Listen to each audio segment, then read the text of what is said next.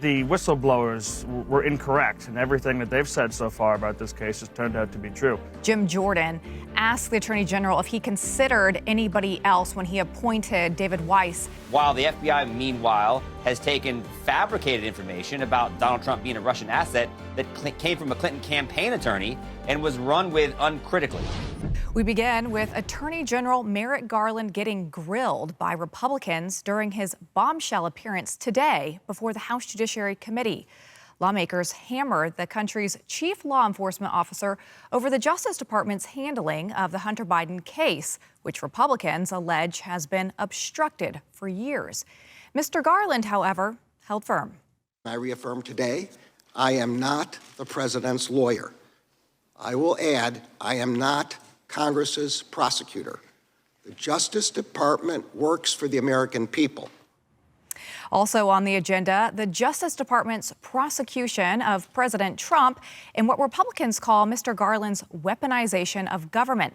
But today, the tangled Hunter Biden case took center stage. We're joined now by Christopher Bedford, executive editor of Common Sense magazine. Christopher, welcome back to the show. Great to be here. All right, so Attorney General Garland seemed unable to answer questions when Republicans asked him a simple question, such as whether he had spoken with anyone at the FBI about the Hunter Biden investigation. Listen to this. I don't recollect the answer to that question, but the FBI works for the Justice Department. I'm sorry. You don't recollect whether you've talked with anybody at FBI headquarters about an investigation of the president's son? I don't believe that I did.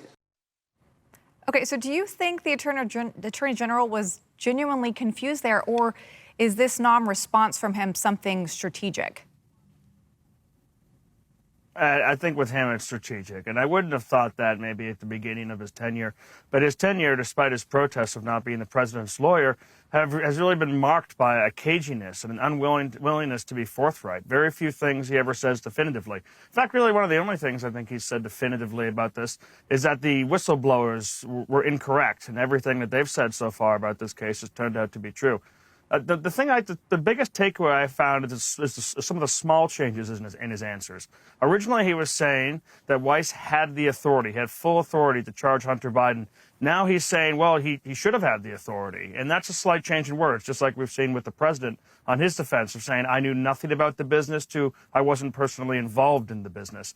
And another one of his changes that we saw was the whistleblowers and Weiss himself have so far basically said that he wasn't able to make the charges he wanted to in California or in Washington, D.C. Garland had said, yes, he absolutely was able to do that. But today, during his testimony, he said, well, they couldn't. His colleagues in California and D.C. could not have refused him, but they didn't have to cooperate. And that seems like another big change from today's hearing. Something else that was interesting is the chairman of the committee, Jim Jordan, asked the Attorney General if he considered anybody else when he appointed David Weiss as the special counsel over the Hunter Biden case. He said he didn't consider anybody else because he didn't want to disrupt the case. But Christopher, wasn't that the point since this had been going on for so many years? Yeah, I think that should have been it. But this is the Republican complaint here, is they're worried that Weiss is someone who has shown a history of covering this up or not wanting to go for the throat, not really wanting to launch a serious investigation, of having people who are willing to, prosecutors, for example, who are willing to work out and actually do edits on a plea deal with Hunter Biden's lawyers. That might not be the person you want here. I've got a slightly more optimistic take for justice. I think that Weiss is sort of more of a company man on this matter. He's someone who wants to protect his butt at the end of the day. And he was getting grilled, I think, earlier from the DOJ, and he felt pressure from the White House. Now he's feeling a lot of pressure from Congress. He's feeling pressure from Republicans, and he's feeling pressure in getting attacked by Hunter Biden's lawyers. A guy like him, who's more of a careerist here, might try to save some face and actually get this investigation across the finish line. So the hearing got quite emotional at times on the subject of the FBI putting religious Catholics under surveillance. Attorney General Garland invoked his Jewish heritage in response, saying this. Yes, the idea that someone with my family background would discriminate against any religion is so outrageous, so absurd. Mr. Attorney it's hard to General, it even was your answer FBI question. that did this. It was your FBI that was sending, and we have the memos, we have the emails. So where does that leave us? I would agree with him that it is absurd that he would do this, but exactly like the congressman said, it was his FBI that decided to spy on traditionalists in the Catholic community, to look at their churches, to suspect them. And this is something that's been growing in the public space in the United States for a long time.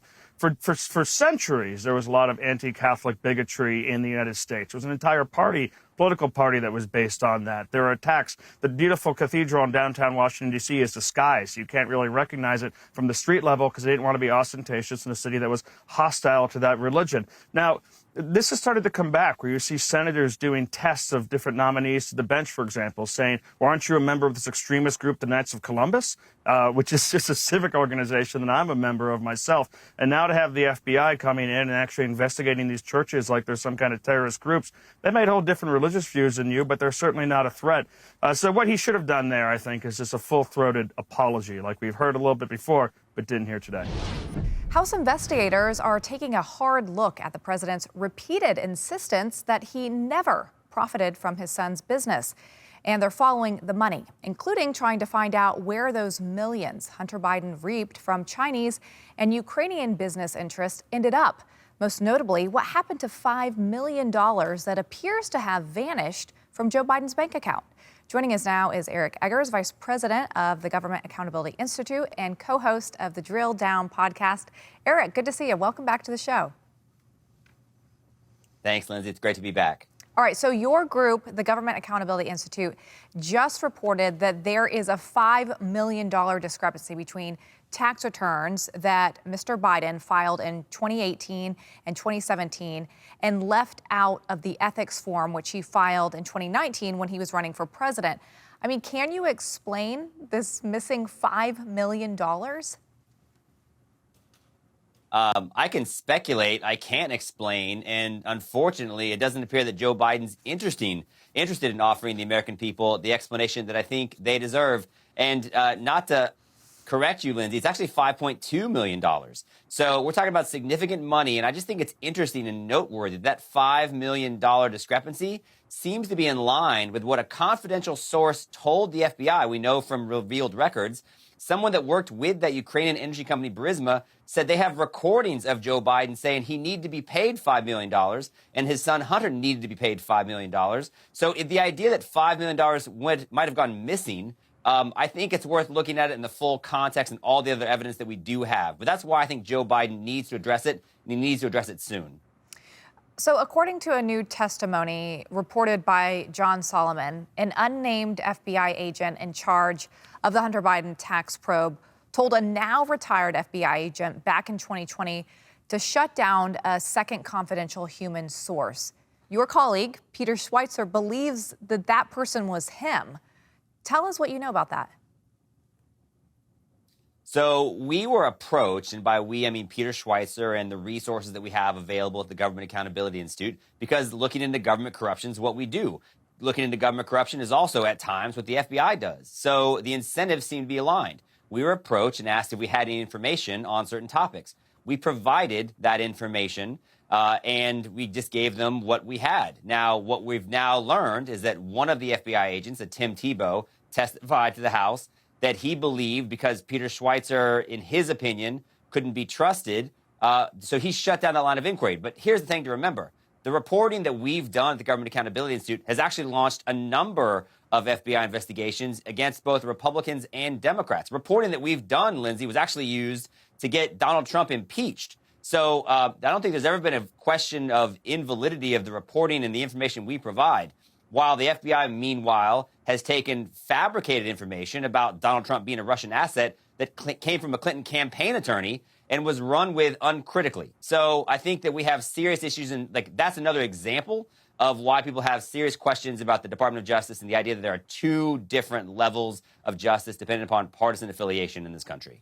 Well, now that there is an impeachment inquiry, do you think Republicans have the tools they need to get the financial records that would point to Joe Biden benefiting from Hunter's business deals? Only about 20 seconds left. Sure. Well, let's just first remember that Joe Biden initially said that it wasn't that he didn't profit from it. He didn't know about it. He never talked to Hunter Biden about it. We know that's now deniably and provably false. So I do think that getting the financial records will be able to show that Joe Biden and his family's financial deals are intermingled. And so it's going to be quite difficult to separate. But again, that's another thing Joe Biden should have to explain.